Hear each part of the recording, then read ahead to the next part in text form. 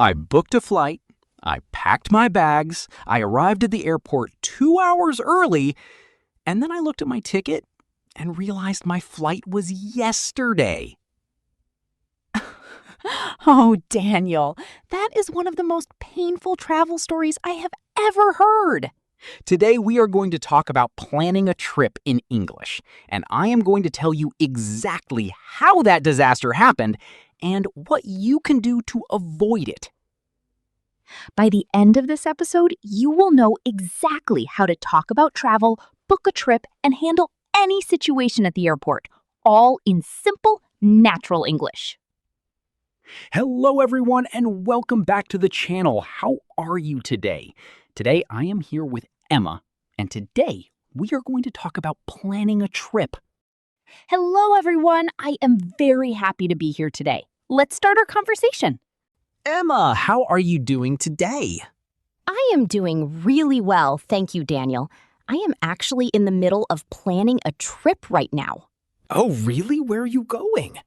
I am planning a trip to Italy. I have always wanted to go. Italy, what a wonderful choice. When are you planning to go? Hopefully in the autumn. The weather is perfect there in autumn. Not too hot, not too cold. That is the best time to visit Italy. The summer crowds are gone and the weather is beautiful. Exactly. And the food will be amazing, of course. The food is always amazing in Italy. That is the main reason I am going, honestly. I love that. Traveling for the food. Is there a better reason? I do not think so. I completely agree. So today we are going to talk all about planning a trip in English. This is such a useful topic. Travel vocabulary comes up in so many real situations. Absolutely. At the airport, at the hotel, on the train, you need English everywhere when you travel. And we have Daniel's very dramatic story coming up later. Unfortunately, yes. Stay with us until the end. Let's go. So here is what is coming in today's episode. By the end, you will know how to talk about your travel plans, how to book a hotel and a flight in English, and the most important travel vocabulary every beginner needs. We will also teach you useful phrases for the airport, the hotel, and common travel situations. And Daniel has a story about the most expensive travel mistake you can make. Trust me, you do not want to make the same mistake. So stay with us all the way to the end. Let's begin. Emma, let's start simple. Do you like traveling? I absolutely love traveling. It is one of my greatest passions in life. That is wonderful. How often do you travel? I try to take at least 2 trips a year. One short trip and one longer holiday. That sounds like a perfect balance. Where have you been so far? I have been to France, Spain, Greece, Portugal, and a few cities in Eastern Europe. Wow, you have traveled a lot within Europe. Europe is so convenient for travel. Everything is relatively close and easy to reach. Right. You can fly from one country to another in just 1 or 2 hours. Exactly. And the culture and food change completely from one country to the next. That is one of the most beautiful things about Europe. So much variety in such a small area. Completely. What about you, Daniel? Do you like traveling? I love it. Although after my ticket disaster, I was a little scared of airports for a while. We will get to that story later. Yes. I have been to quite a few countries too, mostly in Europe and Asia. Asia? That sounds exciting. Which countries? I visited Japan and Thailand. Both were absolutely incredible experiences. Japan is on my list. What was it like? It is unlike anywhere I have ever been. The food, the culture, the people, everything is extraordinary. I have heard that. People say Japan is one of the most unique travel destinations in the world. It really is. I want to go back very soon. What do you prefer, planning everything in advance or being spontaneous? I used to be very spontaneous, but after my ticket mistake, now I plan everything very carefully. Lesson learned the hard way. The very hard way. What about you, Emma? I like a mix. I plan the important things, flights, accommodation, main activities, but I leave some free time for surprises. That is a great approach. You have a structure, but also flexibility. Exactly. Some of my best travel memories have come from unplanned moments. That is so true. Getting lost in a new city, finding a little restaurant nobody knows about. Yes, those unexpected moments are often the most memorable. How do you usually book your trips, Emma? Online or through a travel agency? Almost always online now. There are so many great booking websites. Right. You can compare prices, read reviews, book everything from your phone. Exactly. It is so convenient. I usually book my flights on one website and my hotels on another. Do you read reviews before booking a hotel? Always. I never book a hotel without reading at least 20 reviews. 20 reviews? You are very thorough. I have had one bad hotel experience. Never again. Oh, what happened? I booked a hotel that looked beautiful in the photos. When I arrived, it was nothing like the photos. Oh no, the photos were misleading. Very misleading. The room was tiny, the bathroom was broken, and the Wi-Fi did not work. That is a traveler's nightmare. It really was. So now I always read reviews from real guests, not just look at the photos. That is very wise advice. Photos can be very deceptive. They can. Always read the reviews, especially the negative ones. The negative ones are often the most honest. Exactly. If multiple people mention the same problem, believe them. Great tip. What do you look for in a hotel when you travel? Location is the most important thing for me. I want to be close to the things I want to see. Location over luxury? Always. A simple hotel in a great location is better than a luxury hotel far from everything. I completely agree. You spend most of your time outside the hotel anyway. Right. The hotel is just where you sleep. The city is where you live. That is a beautiful way to put it. What about you, Daniel? What is most important to you in a hotel? For me, it is a comfortable bed and a good shower. Those two things make everything better. Simple but essential. After a long day of exploring, a good bed is everything. That is very true, actually. And good Wi-Fi. I cannot function without good Wi-Fi when I travel. Nobody can anymore. It has become a basic human need. Do you prefer traveling alone or with other people? I enjoy both for different reasons. Traveling alone gives you complete freedom. Freedom to go wherever you want, whenever you want. Exactly. No compromises. But traveling with friends or family creates shared memories. Right. Those shared moments become stories you tell for years. Like my ticket disaster. I was traveling alone for that one. If someone had been with you, maybe they would have checked the date. Probably yes. A travel partner would have saved me a lot of money that day. Actually, before we continue, here is an interesting travel fact. Oh, I love these. Tell us.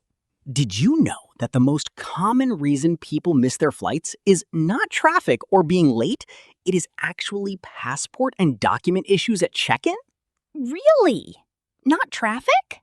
Right. Most airports recommend arriving 2 hours early for domestic flights and 3 hours for international, specifically because of document checks. That is very useful information, especially for first-time international travelers. Always check your passport expiry date before you book a trip. Many countries require at least 6 months validity remaining. Oh, that is an important point. Your passport might still be valid, but some countries will not accept it. Exactly. Always check the entry requirements of your destination before you book. Very wise advice. Okay, let's move to our English lesson. Perfect. Let's teach our listeners the most important travel vocabulary in English. Let's start with types of travel accommodation. The word hotel means a building with many rooms that travelers pay to stay in. For example, I booked a hotel in the city center for 3 nights. The word hostel means a cheaper accommodation where you often share a room with other travelers. For example, I stayed in a hostel when I was traveling on a budget. It was very social. The word apartment means a private flat you rent for your trip, usually through apps like Airbnb. For example, we rented an apartment for a week. It was great because we could cook our own meals. Now let's talk about airport vocabulary. The word passport means the official document that proves your identity when you travel internationally. For example, do not forget your passport. You cannot board the plane without it. The word boarding pass means the document or digital ticket that allows you to get on the plane. For example, please have your boarding pass ready when you approach the gate. The word gate means the specific door at the airport where you board your plane.